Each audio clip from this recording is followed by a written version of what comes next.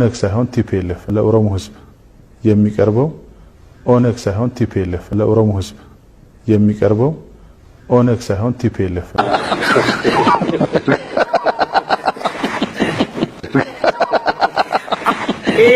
nama kofalchiisu bakka kiyya bu'ani ana jiidha beeraaban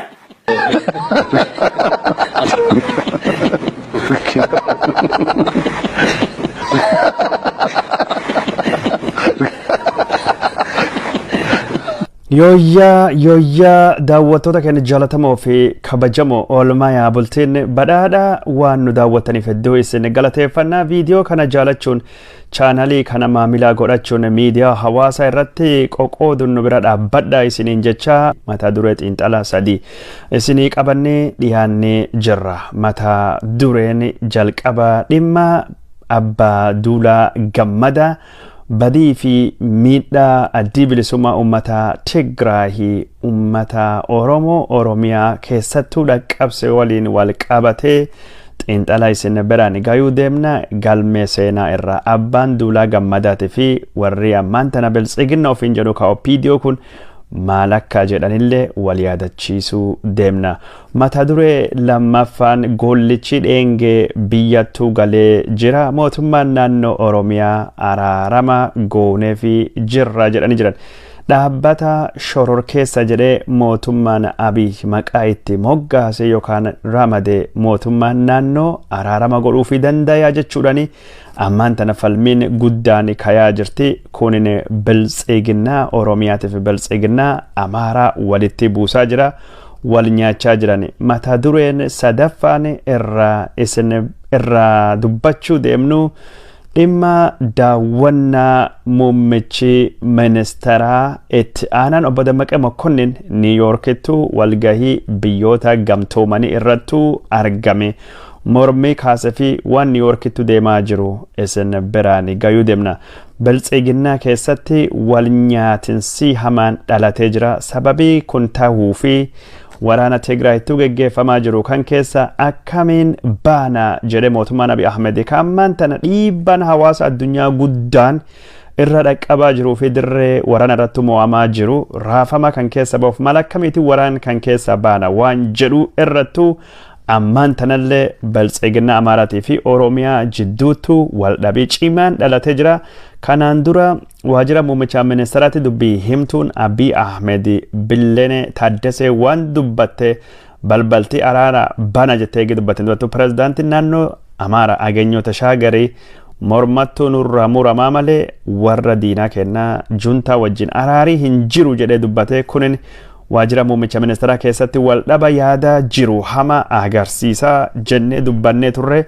Ammaan tanallee warri biltsiginnaa Oromiyaatii fi Tigraahii wanni isaanii jedhanii fi wanni warri Amaaraa jechaa jiru waldhabii hamaan akka deemaa jirutu jira. Miidiyaa irratti waan dubbatamaa jiru keessa beekaa irraa odeeffannoo argannee isin biraan gayuu deemna. Dhalli keenya ka jalqabaa gaafii fi deebii Abbaa Duulaa Gammadaa afyaa'in paarlaamaa Ethiopia ka herrega Abbaa Duulaa saniin beekamu.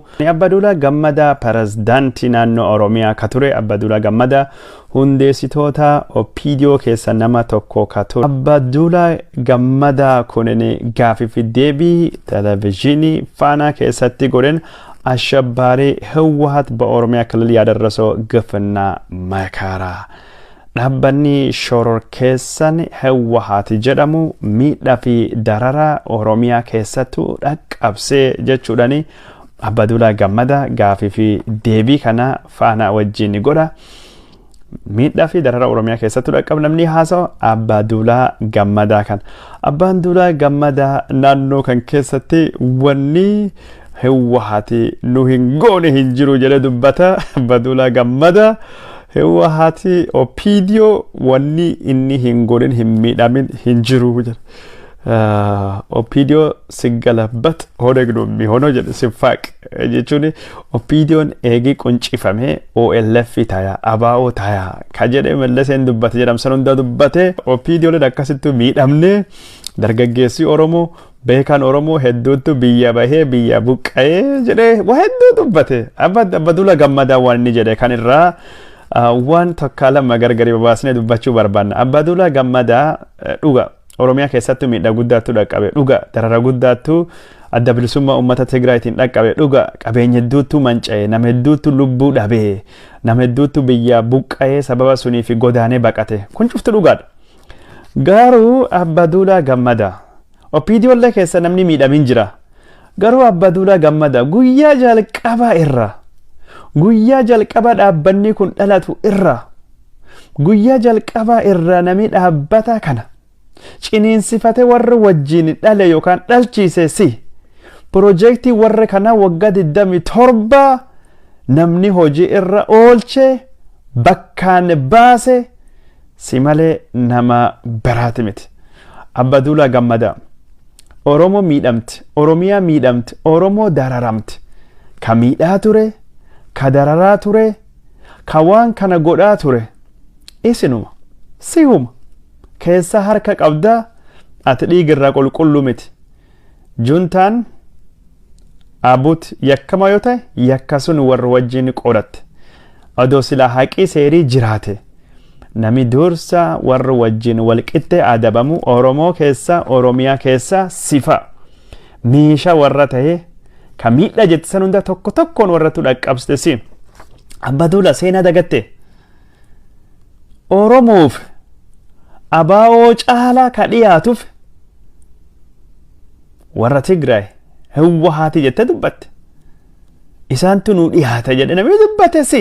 ለኦሮሞ ህዝብ የሚቀርበው ኦነግ ሳይሆን ቲፒኤልኤፍ ለኦሮሞ ህዝብ የሚቀርበው ኦነግ ሳይሆን ቲፒኤልኤፍ ለኦሮሞ ህዝብ የሚቀርበው ኦነግ ሳይሆን ቲፒኤልኤፍ ሀርዳሞ አባኦ ዲና ቀብሶ ኦሮሞ ጀተ ወር ወጂን ታተ ሚዳ ቱርት መቃባውቲ ኑዩ ሚዳብነ ኦፒዲዮ ስፋቅ ኦነግ ይሆናል ጀተ ዋና ታሶፍት Abbaa Duulaa Gammadaa wanni kun waan akka malee ታጀብ ይራ ወልዳቦ በወቅቱ የኢህአዴግ አባል የነበረው ኦህዴድም ቢሆን በዚህ ጉዳይ በከፍተኛ ደረጃ ተጎድቷል። የተጎዳበት ምክንያት ምንድነው? ሁሉም ኦነግ ይባላል። ኦነግ ሊታሰር የተፈለገ ከሀገር ሊባረር የተፈለገ እንዲሸማቀቅ ይደረጋል። ኦነግ በተጨባጭ ሀገር ውስጥ የለም። በአስተሳሰብ ደረጃ መታገል አይቻልም። እስከና አባባሉ ኦህዴድ ሲገለብጡት ኦነግ ይሆናል የሚል አገላለጽ ነበርና ሁሉ ላይ ሲደርስ የነበረ ነው። በዚህ ምክንያት ብዙዎች ከሀገር ወጥተዋል፣ ብዙዎች ተሰቃይተዋል። በተለይ ወጣቱ በከፍተኛ ደረጃ ተጎድቷል። ትልቅ ቦታ ይደርሱ የነበሩ የኦሮሞ ተማሪዎች፣ የኦሮሞ ወጣቶች ከሀገር ወጥተዋል። ግማሾቻቸው በረሃ ላይ ቀርተዋል። ዛሬ ተጣምረናል ተዳምረናል የሚሉትም ቢሆኑ በወቅቱ ከሀገር ወጥተዋል። ስላ ኦፒዲዮን እጃ ጎዱዳ ኢንሳልፈቱ ኦፒዲዮን ቃኒ ሂምቤቱ ሰፉ ሂምቤቱ ዋኑን ፌተን ጀተኒ ወረኪ ከንኬቲ ከነቱ ኤርገምቱ ጁንታ ነማንጀ ወረኪ ከንኬቲ ከነቱ አባ ዱላ አባውን አማንተና ሸኔን ጁንታ ጀለቱ ገለ ኢትዮጵያ ዲጋ አናክ ኪየቱ ኩንን ኢትዮጵያ ዲጉ ጫራ ወኒ ነሚዳ እንጀሩ ገደቱ ነቱ ዳጋማይት ወጋ ድደሚ አፉር ድደሚ ቶርባቲፍ ኦሮሚያ ከሰቱ ዮ ፈርድ ቀባኔ ፈርድ ነው ጉሉፍ ሲሳ ቱሬ አባ ዱላ ገመዳ ፈጀራን ዱባተን ያተታዋንሰን መጩ ፋፉ አባ ዱላ ገመዳ አፋኖም ከንኬትን ኦሮሚያ ከሰቱ ጁንታ አማንተ ወርጀቱን ከን ኢሳንቱኑ ቱሊያታ አባው መቲ ካጀቱ አዳገ ነው ለኦሮሞ ህዝብ የሚቀርበው ኦነግ ሳይሆን ቲፒኤልኤፍ ለኦሮሞ ህዝብ የሚቀርበው ኦነግ ሳይሆን ቲፒኤልኤፍ ለኦሮሞ ህዝብ የሚቀርበው ኦነግ ሳይሆን ቲፒኤልኤፍ አርጊቴ አባ ዱላ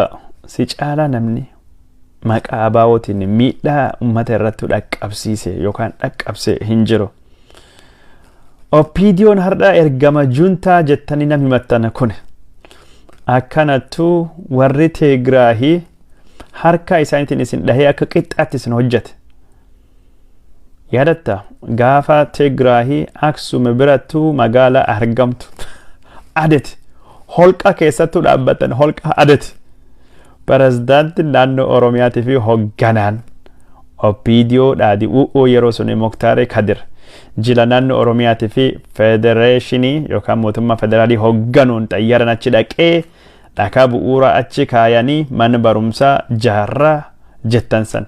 Jilli qondaaltota mootummaa naannoo Oromiyaa fi federaalaa obbo Muktaar Kadiriin hoogganamu bakka hundeeffama dhaadhiyoo naannoo Tigraay adeet daawwateera. Daawwannaa walitti dhufeenya uummattoota lamaanii cimsuu kanaaf simannaa miidhagaan kan godhameef yommuu ta'u bakka seena qabeessa kanatti ijaarsa siidaa yaadannoo fi mana barumsaaf dhagaan bu'uuraa kaa'ameera. Efreem Tafarraa.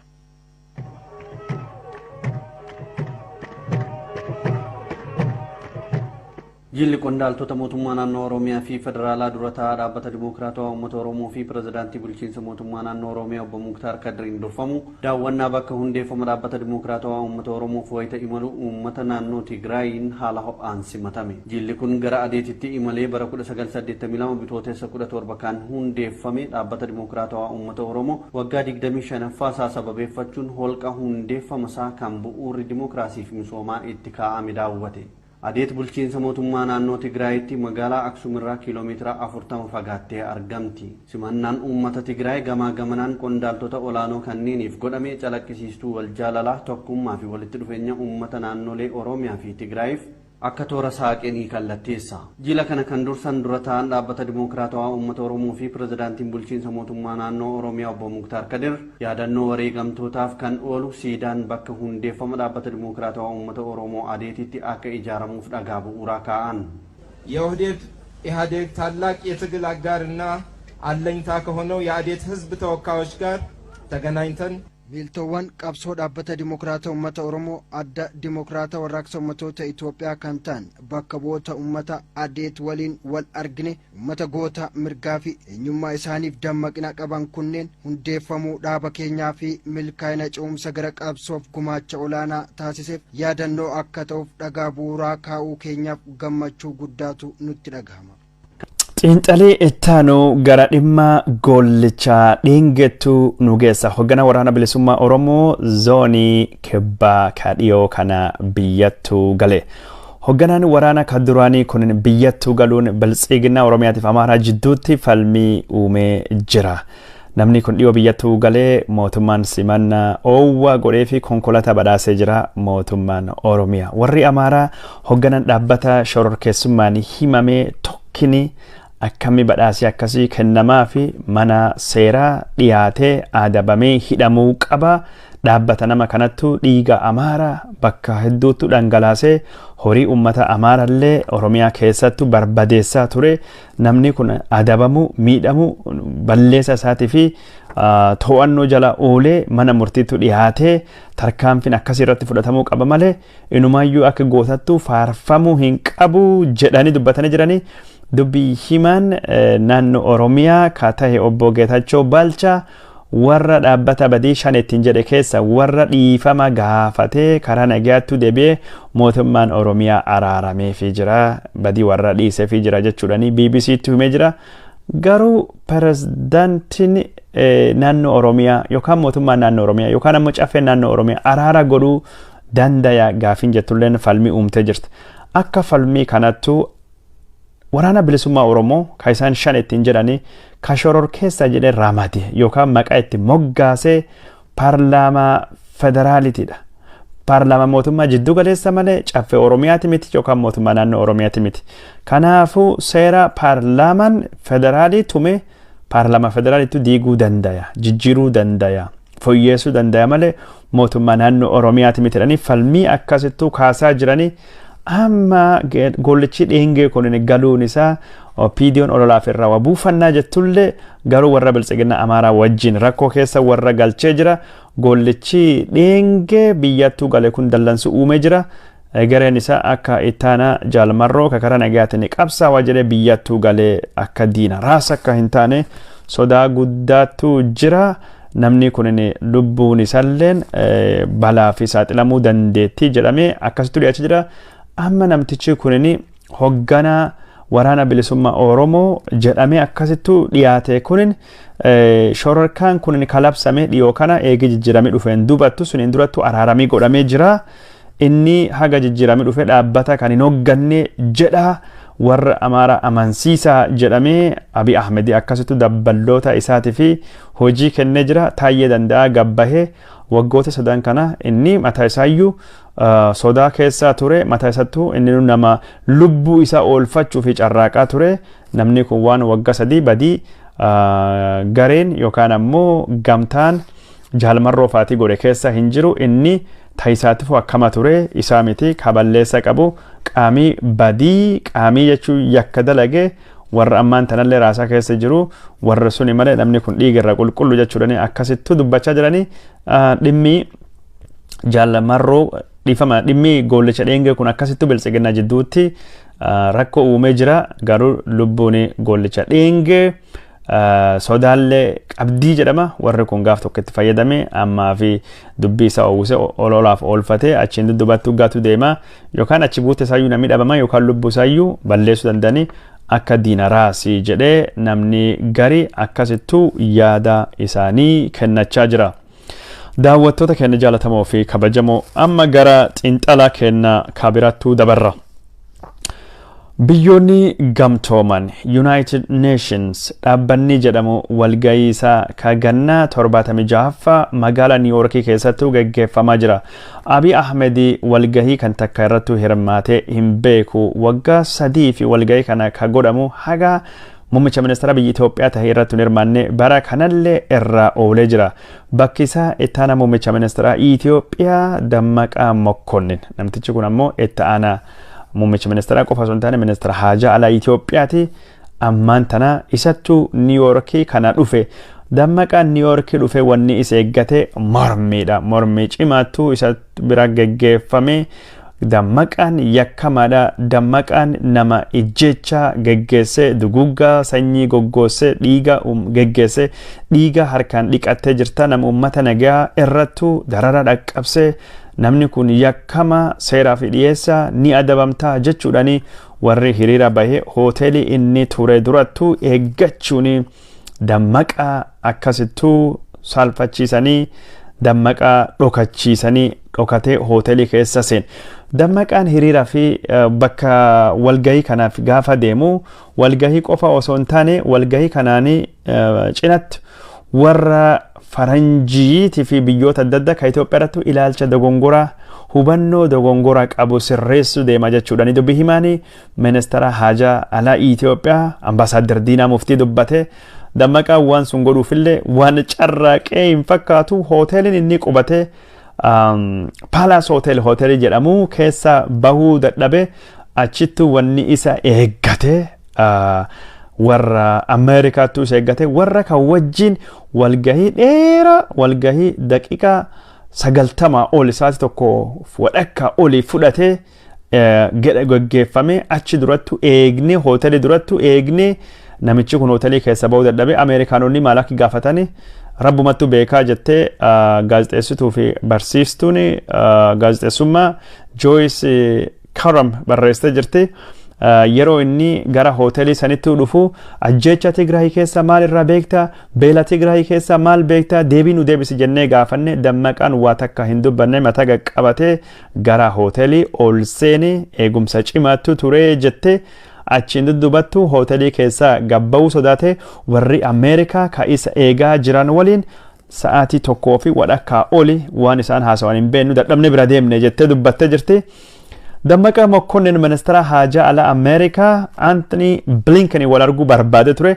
Anthony Blinken tuffatee jira. Dammaqaan wal arguu hin feene. Dammaqee tuffatee jira. Sila ministeera haajaa alaattu simataa. Dammaqee ka argee akka inni itti wal arguu ka barbaadame namicha isaan jala baqachaa turanii ka isaan jala dheetaa hin barbaanne turan Jeffrey Feltman itti ergite Ameerikaan akkuma Abiy Ahmed fi Dammaqeen faatii Samantha Power fa wal arguu didan Ameerikaalleen har'a warra kan tuffatte warra wal arguu diddee keessummaa hin barbaadamne gootee jirti. Warri Ameerikaa kunini waa'ee qoqqobbii buusuu barbaadanii waa'ee dhukaasa nagayaa waan akkas sun irratti mootummaa Abiy Ahmed dhiibbaa irratti godhanii karaa dinagdeetiin rakkoo dhufaa jiruu fi karaa misoomaatii fi karaa dippiloomaasiitiin rakkoo dhufaa jiru hubadhii waraana kan dhaabii jedhanii Dammaqaa achittu akaawuun ollee mana keessattuu argatanii jedhamee akkasitti dubbatama. Dammaqaa Mokkonnin haala gos kana keessattuu har'a warra Ameerikaatiin simatamee marii gosa kana cimaatu deemaa ture. Dammaqaan jechuun mootummoota gamtoomanitti haasawa godhu deemaa jedhamee yaadama wiixata dhufu kanattu hiriirri gurguddaanii diisittu niiwuorktu diisilleettu qophaawaa jira. Diisittu hiriirii gaggeeffamu baqattoota Oromoo fi ka Itoophiyaa ka adda addaa Saawud Arabiyaa jiruuf sagalee ta'uu fi kabaja ayyaana Irreechatiin duuba Oktoobarii 1 fi 2 achittu hiriirii diisittu gaggeeffama jedhama. Dammaqa Mokkonin akkasittu hiriira irrattu salphatee jira. Odoo jechaa jirru Dammaqa Mokkoniiniif Abiy Ahmedii waldhaba akka qabanii waldhaba kanaan Dammaqa Mokkonini aangoo Abiy Ahmedii kana kakkajeelaa fedha kakkajeeluu barbaada jedhama. Aangoo Abiy Ahmedii kan ittaana muummicha ministeera ana yoo Abiy Ahmed aangoo irraa ka'ee anattu fudhata jedha. Kanammoo warri daayaspooraa Amaaraa warri Aabinii warri Biltsiginnaa keessa jiranii akkanattu isa gorsanii sababa kanarraa kan ka'e Abiy Ahmedii fi inni jidduu lama warra wanni gaariin hin jiru. Dammaqaan durii nama ergaa ture amma jechuun didee jira jedhama. Haa ta'uutii malee Tigraahii keessatti warri Amaaraa waan moo'amee jiruu fi Dammaqeen bakki inni dhaabbatee ammaan tana Abiy dura dhaabbatu akka malee laafa jedhama. Maal jennan ammaan tana warra Biltsiginnaa Oromiyaatii fi sabaa fi sablammii nu baasa. Tigraahii sabaaf sablammii balleessuu deemtanii kadhachaa jiranii. Abiy Ahmeduma qofattu gara ofii kennee fi uf sodaachisee uf tuffachiisee malee warri kun sida ammaan tana bakka laafa bakka dadhabaa jiranii warra Tigraayitiin dirree waraana irratti moo'amanii harka kennachaa jiranii jedhamee akkas dubbatamaa jira. Yaada araara ka Ameerikaan jettullee warri gaarii rincicaa ta'ullee ni fudhannaa jecha akkasittu ittiin deemaa jiranii jedhameeti ka barreeffamu. Akka hundaafuu waan tahuu deemu ni ilaalla. Wanni tahuu deemu maal akka dhalachuu deemu ka isin biraan geennu taya hordofne gara kanaani kanattu jira.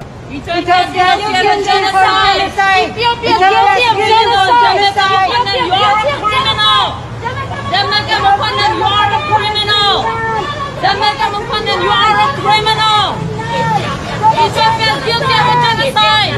Ethiopia is guilty of the genocide. You have blood on your hand. You have blood on your hand. You have blood on your hand. You have blood on your hand. You have blood on your hand. Ethiopia is guilty of genocide. Ethiopia is guilty of genocide. You are killing our families. You are killing our families. You are guilty. You are guilty. You are guilty of genocide. Daawwattoota keenya jaalatamoo fi kabajamoo amma qophii xiinxalaa kadhumaa irraa dhaqqabnee jirra.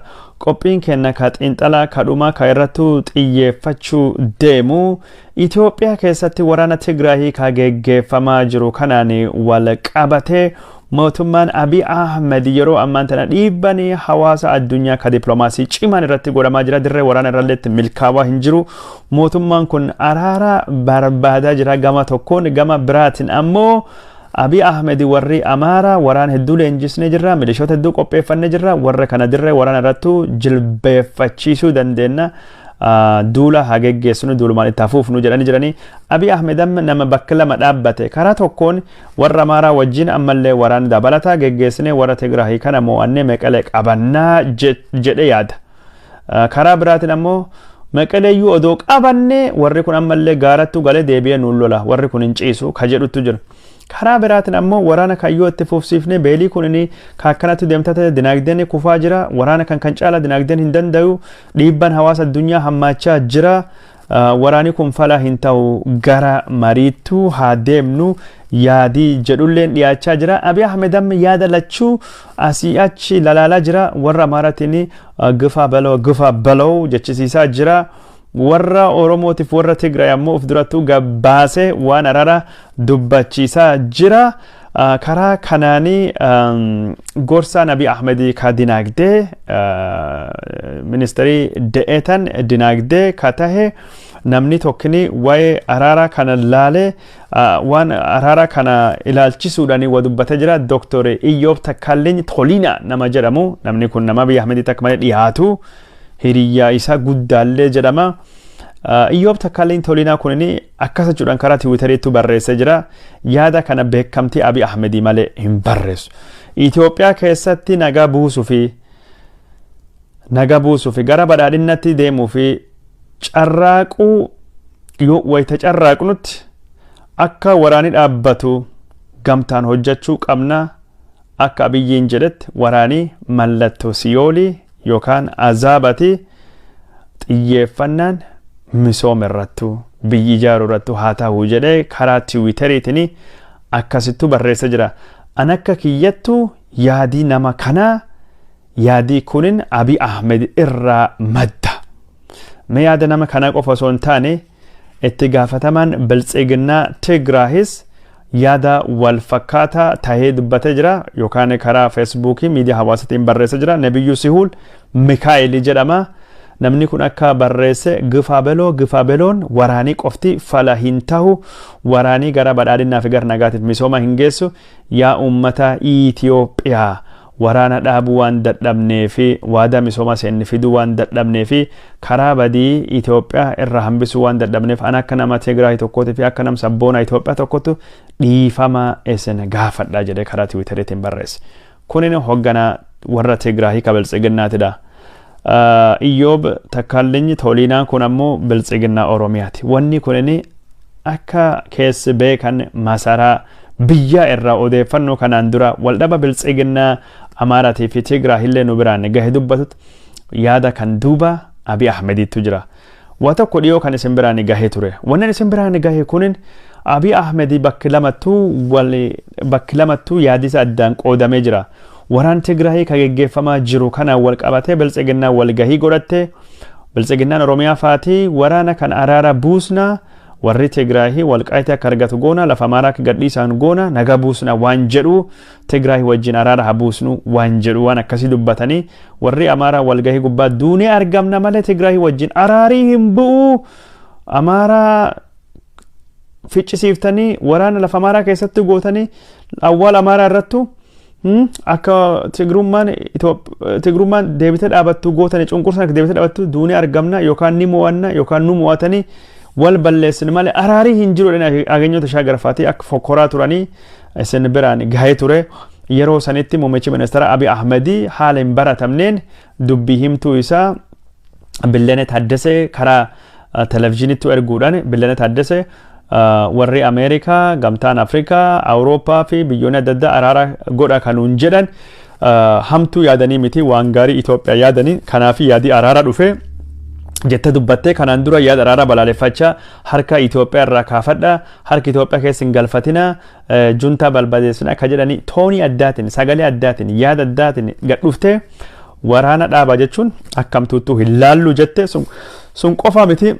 Maqaa qoqqobbii irraa kaasa kanuun jettanii warri kana maqaa shororkaa irraa kaasa yookaan ammoo ramaddii shororkaa irraa kaasa ka jettan sun nuu miti ka godhuu danda'u paarlaamaatu dabarsee paarlaamaan haaraawni gaafa dhufu dhimma kan irrattu ni mari'ata warrattu paarlaamattu godhe paarlaamattu kaasaa jettee dubbatte.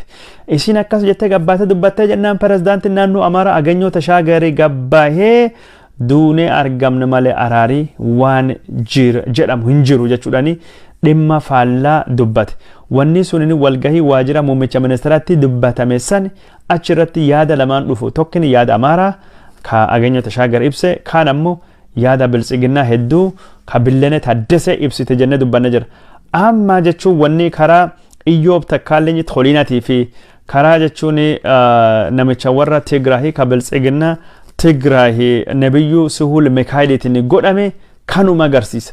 Abiy Ahmed karaa kamittuu na baasa karaa jechuun araarattuu deebi'ee hawaasa addunyaa wajjin araaramee biyya san naga godhaamoo garuma waraana kanaan itti fufee dinagdee barbadeessee ofillee akkama aangoo irra warra Amaaraa ka wajjin dhidhimuu deemaa ka jedhu yaadii araara yaadamuun hamaa miti garuu Abiy Ahmed araarii yoo jiraate warra Oromoo hunda warri hidhamtoota siyaasaa warra bosona jiru marii biyyaalessaa marii siyaasaa marii hunda hammatu marii hunda hirmaachisu marii walabaatiif bilisaa ka qaamii bilisaa hoogganuttu geggeeffamuu qabaa malee araarii Abiy Ahmedii geggeessulleen qofaa isattu faayidaa waa takka hin buusu garuu yaadii araaraa ka'uun yaadii waraana kun karaa nagayaatiin buusna yaada kan karaa nagayaatiin waraana kana furra jedhu dhiyaachuun waan tokko garuu Abiy Ahmed ammallee taana warra Amaaraa kan akka mootittu laala warra Amaaraa kan baay'ee sodaata yaada araara kan ni fudhatamoo hin fudhatuun waan beekamee miti